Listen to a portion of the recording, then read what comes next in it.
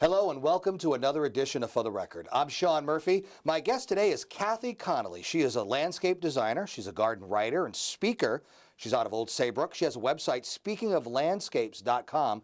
It's her first time on the show. So first of all, welcome to the show. Thank you. Thank you for having me. I think at the time of the taping of this show is a perfect time to have you on because we are now coming into the spring season, and we have a lot of evidence on the table and with some props that we will get to throughout the course of the show that proves that this is an advantageous time to be talking about this subject. It is. Let's talk about you and your background. How did you start?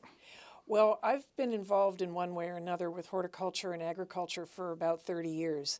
I most recently completed a master's degree in landscape design and land use planning with the Conway School in Conway, Massachusetts. No, impressive. And, yep, since then I have been working in the landscape design field. Is it something that you kind of knew you wanted to do from an early age, a young age? Well, I knew, but I didn't know well enough, and it took me a long time to get there. But now I'm there. There you are, and doing a fabulous job too. People may think they know what a landscape designer is. Maybe they've heard the term landscape, but what is a landscape designer? Well, a landscape designer specializes in site analysis and site planning.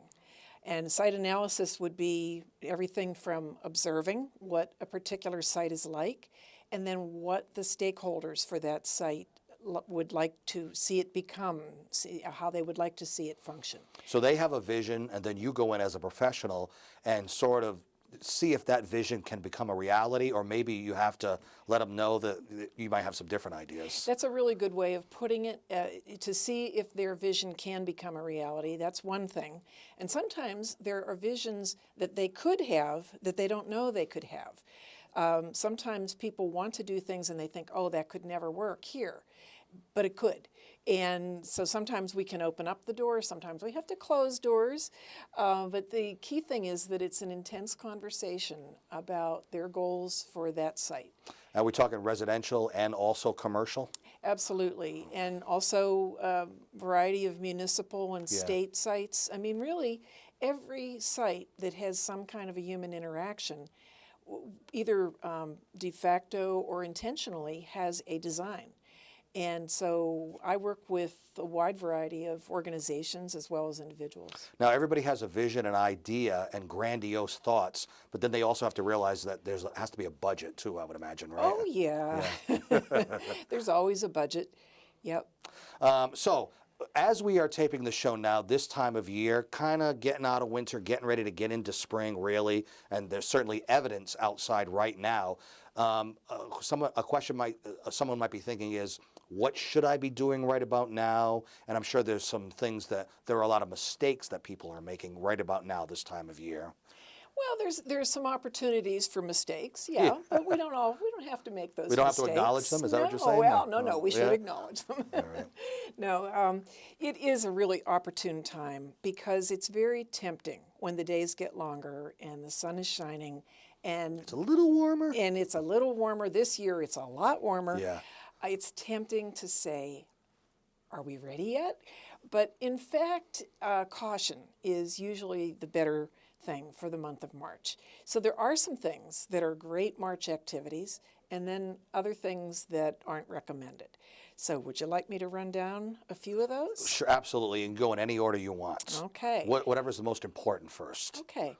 Well, pruning. Right now, today is March 1st. Between now and about the third week of March is an absolutely excellent time to get out and prune most, but not all, of our shrubs and trees. Okay. So here's some examples. On the do prune list, all the evergreens are good for pruning right now.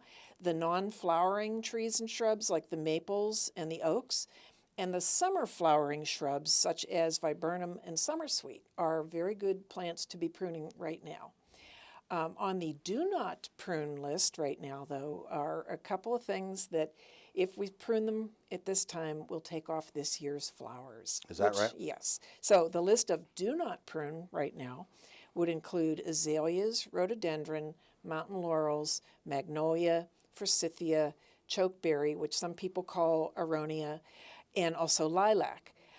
In addition to that, many hydrangeas shouldn't be touched right now. If you didn't prune your hydrangeas last year, the general rule of thumb would be to wait now until after they bloom. Okay. Because if you prune, not all hydrangeas, but there are many hydrangeas that if you prune them right now, you will take off this year's blossoms. Would you say the biggest mistake people make is gauging their decision to do some kind of work based on the weather that they're feeling right now? There happens to be a mild weekend, so they decide to go out and do some work. Well, maybe the weather's nice now, but it's still not time yet for that particular project that they're working on. Yes, the one that is the trickiest, and we get all kinds of temptation inviting us to spread fertilizers when it is way too early. So I brought along a couple of twigs, and let's take a look at the one that everybody should pay attention to. This is a forsythia That's twig. very common and popular, right? Common, Yeah. popular, and boy, when it blooms, you know can't, it. you know that the forsythia are in bloom. And in fact, forsythia bloom is tied to soil temperature. And it's something we should all be highly aware of. I brought with me a soil thermometer, and in general, when the forsythia are in really full bloom, this thermometer, if you put it into an area for 3 days in a row, would be reading at least 50 degrees, probably more like 55 degrees. When it's in full bloom. When it's in full bloom. Okay. So if you don't have any forsythia around, or you're dealing with a very shady space where the soil temperatures will stay cooler longer than they do in the sunny spaces, a soil thermometer, they look like this. There are different models, but this is a really good one, is a very helpful thing, because it's at that point that the soil is really ready for things like lawn fertilizers. It's really ready for seeds. That's a very good time to put seeds into the ground for most plants. There are some seeds that can go in earlier, but for the garden variety flowers that many of us plant, that's the time when the soil is already 55 degrees. Is this one of the earlier indicators, the forsythia, as far as what's going to be happening, when you should start doing something? When you should start fertilizing. Okay. Yeah. That's an early one. Yeah. Now, also, tell me, we mentioned that this winter that just passed, maybe it's not over yet, but not quite as severe as last year's winter. Correct. Does that make a difference on when you should start doing some work? Well, if I knew the answer to that, I'd probably be You'd be able on a national show yes, instead of well, this one, right? Or I'd be getting rich on that Yeah. answer, yeah. I don't exactly know, but I go back to the basic principles, which are that when the temperatures, the soil temps, are measuring 55 degrees 3 days in a row, it's a pretty good indicator that it's okay now to plant. And that in this area is rarely before April 5th to 10th. And often it's as late as April 15th. It seems to me, I don't know if this is just me, but it seems like winter is starting later and ending later. It's like the season is, a little bit weird. Now, Yeah. Last year's winter was so brutal. I don't know if that affected your work at all and when you could actually start. But you notice it's like starting later and ending later a little bit? I agree with you. Yeah. I've observed the same thing. And that's one reason why, again, the soil thermometer, Yeah. or certainly watching for the full burst of forsythia, is a really good idea. I just think the average person, I think you're introducing to something like the ground thermometer that they probably never used before too. But think about how invaluable that is to know, if you pay attention to it, know when the right time and when the wrong time is to start doing some kind of work. Yeah, and it could be that we have a very warm March, and then it could turn very chilly in early April. So the weather can fake us out.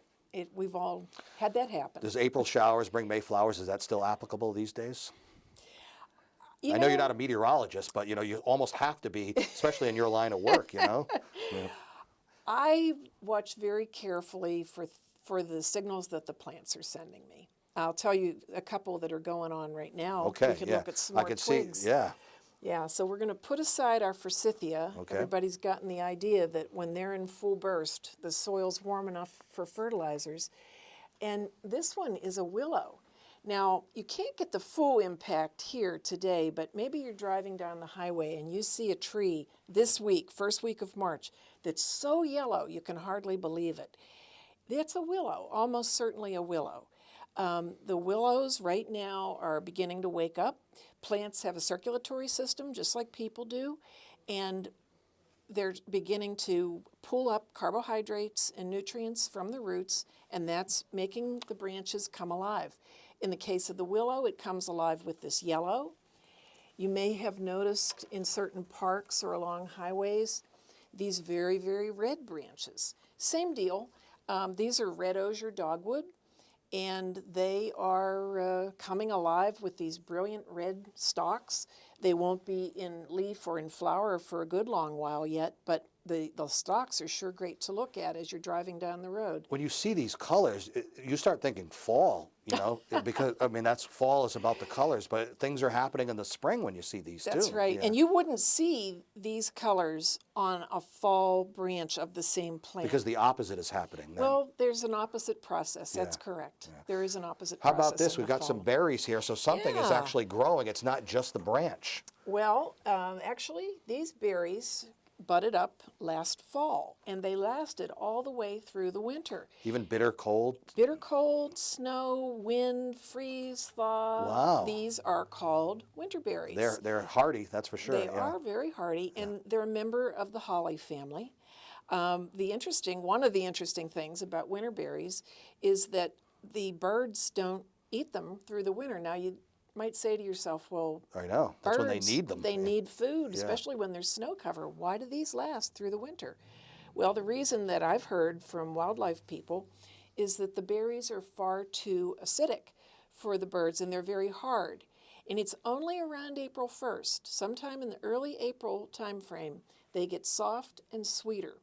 Now, I'll tell you a story from a couple years ago where in my yard, I have many of these, and the berries stayed on and they stayed on. And then one day, a flock of cedar waxwings came in, and in a day, they stripped the bushes. Wow, hungry. There was barely a berry left after that day. It was an early April day. And they don't necessarily grow back that quickly, right? No, they grow back by the fall, Okay. and then they're there for the whole following winter. So they serve a purpose in the do. ecosystem for They sure. do. They are spring food for Yeah. the birds. As the birds are coming back into the area and the bird populations are increasing, this is a food source. But again, it's an indicator of if you see those stripped, that means it's that time of year Yes, when the birds are feeding. Birds are feeding Yeah. and coming back. So that's that time of year. Yes, Well, yes. this is a perfect opportunity for us to take a break. I'm going to have you give out your website for people to go and learn more.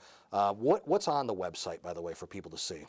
Well, I have many, many articles on the website. I've been doing the day columns for over 3 years now, and so there have to be about 100 links to articles on. I can't even begin to list But a all lot the of good. The topics. important thing is a lot of good tips are on there, right? And I'm trying to bring up the seasonal tips right now. I just posted something from my About. I write for About.com as well, and I just posted an article on lime. A lot of people in the spring, it's like an article of faith. We have to go and spread lime. Well, they may need it or they may not. They may need a soil test to tell them whether or not they really need it. And if they do need it, you have to wait until the soil's the right temperature before you put the lime down, if you don't want to put it down on frozen soil. So what's the website? Speakingoflandscapes.com. All right, Kathy Connolly, landscape designer, garden writer, and speaker. We'll get into that stuff too in the second segment. So we'll take a short break and come right back. I'm Sean Murphy. This is For the Record. Stay right there.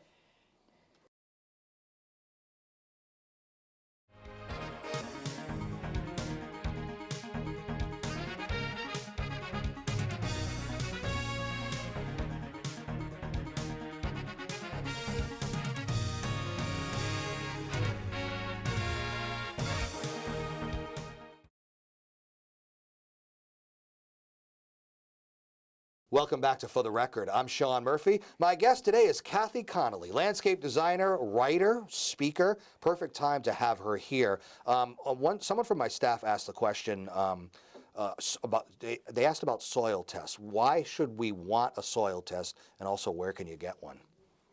Okay, soil test is one of the most important things that you can do. So it was a good question then. Yes, All right. it is I'll a give very him- good I'll give him question. credit for that. Yeah.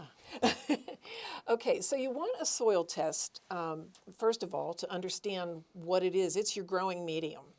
And you want to understand what you're attempting to plant into. And whether it'll work or And grow whether or not. it's likely to work or Yeah. not.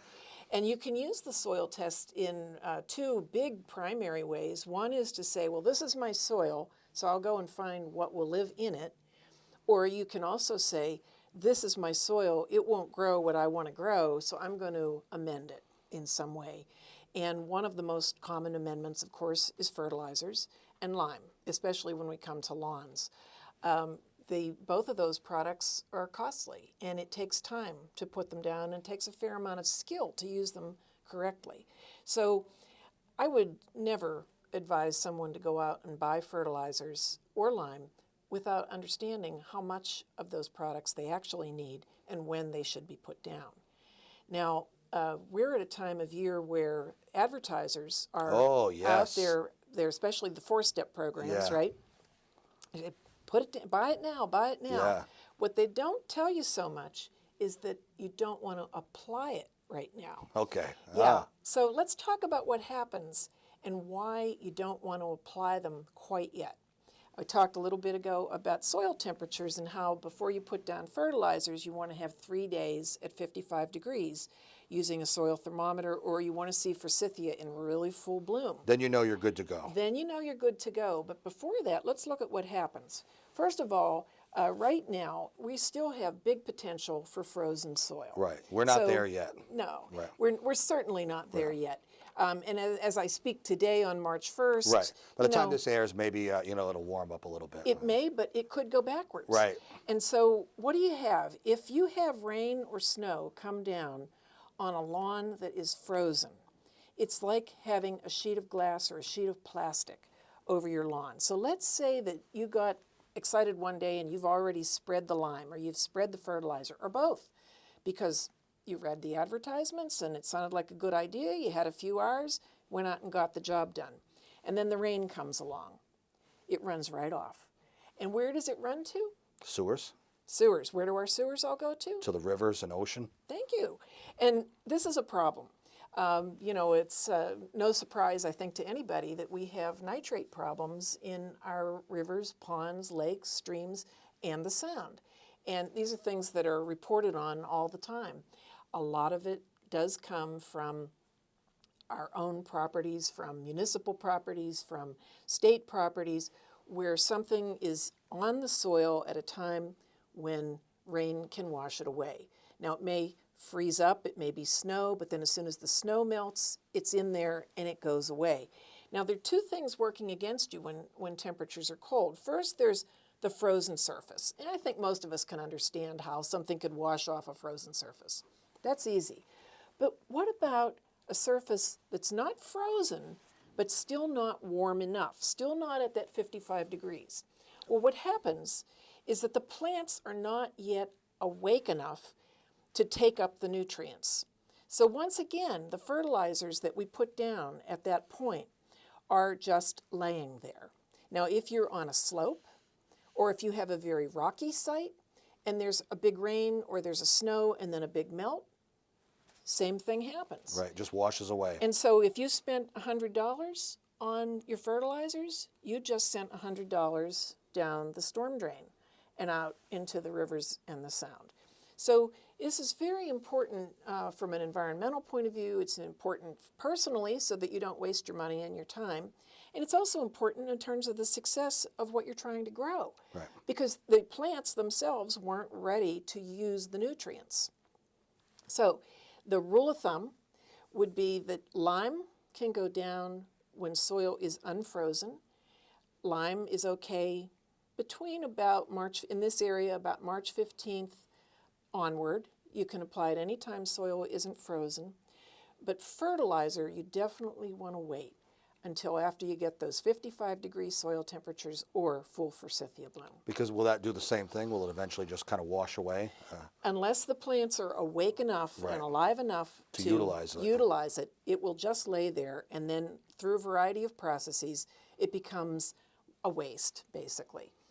Some of it gets solarized out to the atmosphere, some of it just washes away, but it's not used by the plant. Right. And so you basically have wasted time and money. Another thing that you had expressed concern about was because of the rough winters, the snow plows will come along, they'll drop the sand and salt, which could, get into your ground and do not necessarily good things to your ground.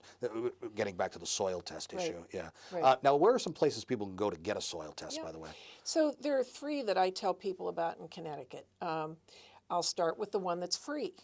There are free soil tests available from our Connecticut Agricultural Experiment Station.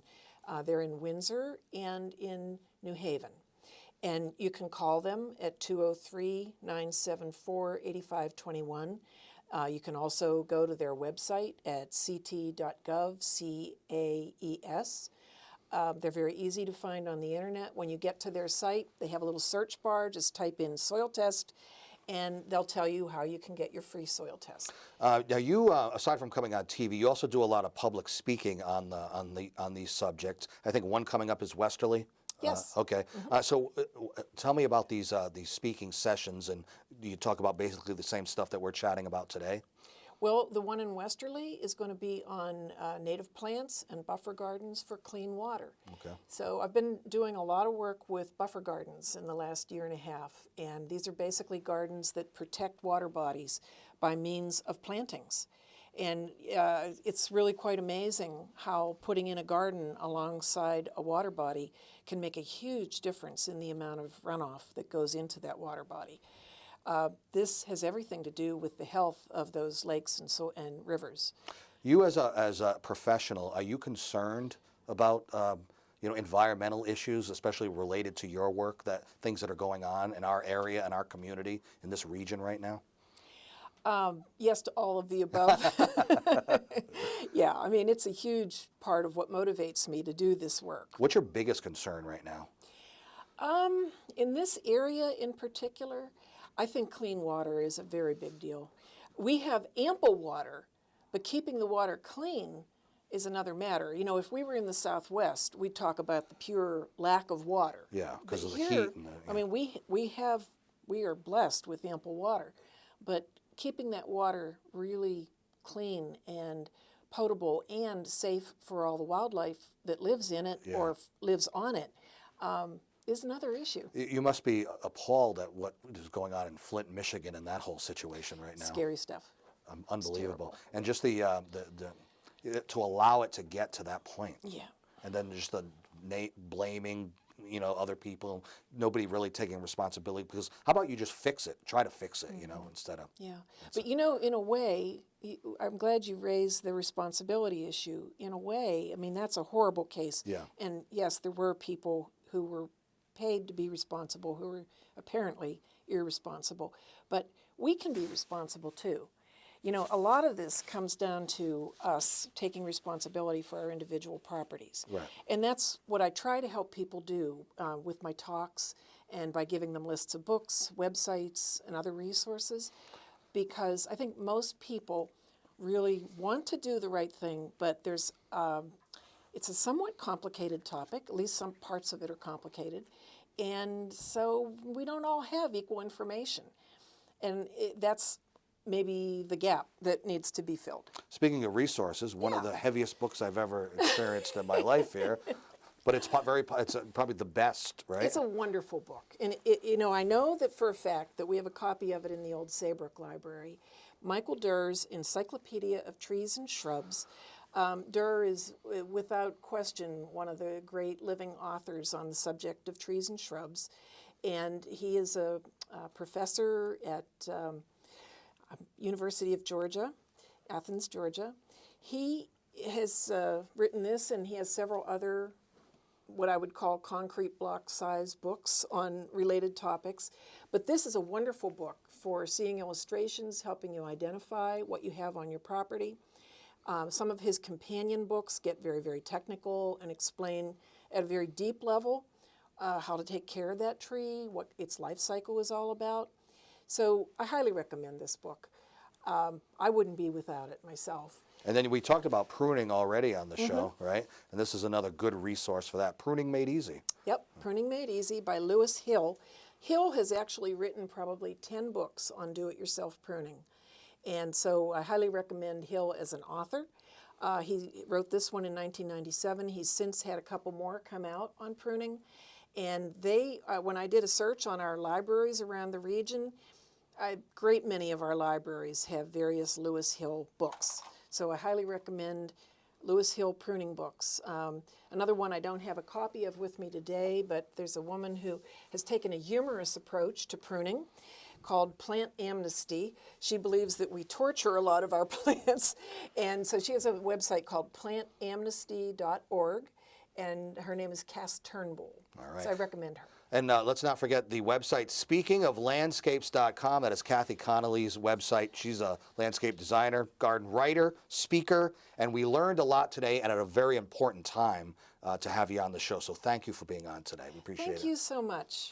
You can see this show and many others on our YouTube sites. That's our show for today. Till next time, I'm Sean Murphy. This is For the Record. Take care.